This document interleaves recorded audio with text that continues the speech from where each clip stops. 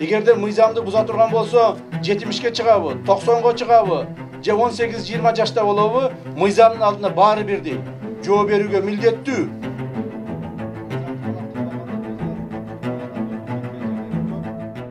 Айтып атышпайбы?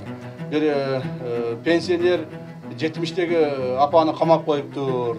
Эгерде мыйзамды буза турган болсо 70ке чыгабы, 90га чыгабы, же 18-20 жашта болобу, мыйзамдын алдында баары бирдей.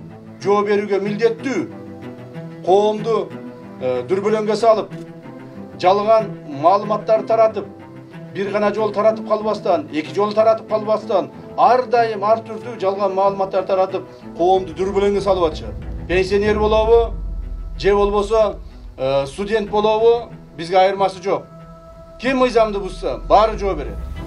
Жооп берүүгө милдеттүү. Мындан ары да ошондой болот. Ошондо гана коомубузда тартип болот.